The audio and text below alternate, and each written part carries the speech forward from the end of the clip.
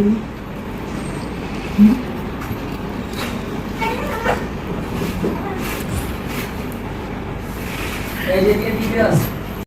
একটা cheesy pasta বানানোর জন্য প্রথমে প্যানের মধ্যে পানি নিয়ে লবণ আর তেল দিয়ে দিতে হবে, কারণ আমরা পাস্তা সিদ্ধ করবো এটার মধ্যে। এরপরে আমি এখানে চিকেন নিয়ে নিলাম প্রায় অনেকখানি, যত চিকেন দিবেন তত মজা লাগবে আপনার পাস্তাটা।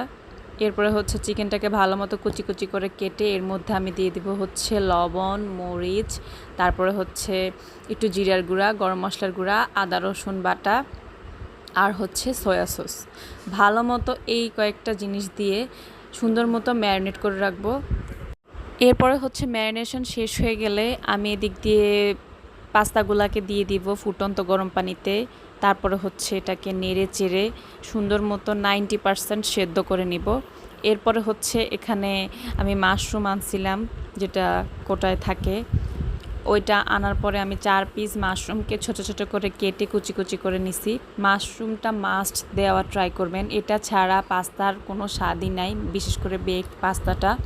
এরপরে হচ্ছে আমি এখানে ব্ল্যাক অলিভ আনছিলাম উপরে দেওয়ার জন্য, মানে গার্নিশ করার জন্য। এগুলো আমি কেটে নিলাম। তারপরে হচ্ছে আমার পাস্তাটা প্রায় সিদ্ধ হয়ে গেছে। এরপর আমি একটু বাটার আর অলিভ অয়েল দিয়ে একটু রসুন কুচি দিয়ে দিলাম প্যানের মধ্যে। তারপরে দিছি পেঁয়াজ কুচি, হালকা একটু সটে করে নেব। এরপরে হচ্ছে এর মধ্যে আমি দিয়ে দিব ম্যারিনেট করে রাখা চিকেনটাকে দিয়ে আমি একটু ভেজে নিব, মানে 1 থেকে 1.5 মিনিটের মতো আমি চিকেনটা ভাজবো। এরপরে আমি এর সাথে অ্যাড করব হচ্ছে কেটে রাখা মাশরুমগুলা।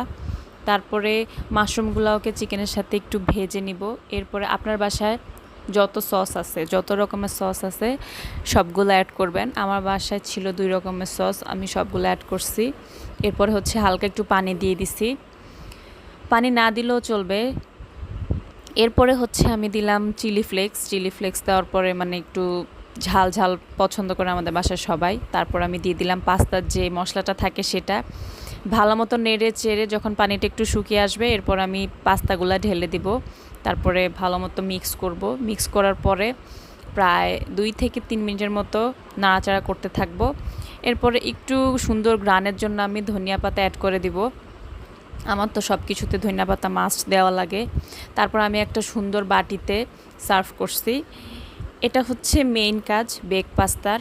একদম চেপে চেপে আমি পাস্তাগুলাকে সুন্দর মতো দিয়ে উপরে গ্রেট করে রাখা চিজ দিয়ে দিলাম। যত চিজ দিবেন তত মজা হবে এই জিনিসটা।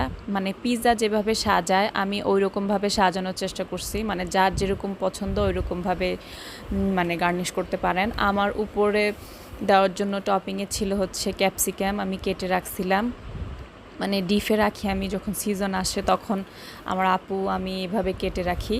এরপর হচ্ছে সুন্দর মতো সাজিয়ে দেওয়ার পর আমি কুচি করে রাখা কাঁচামরিচ দিয়ে দিলাম। তারপরে দিয়ে দিলাম হচ্ছে ব্ল্যাক অলিভ।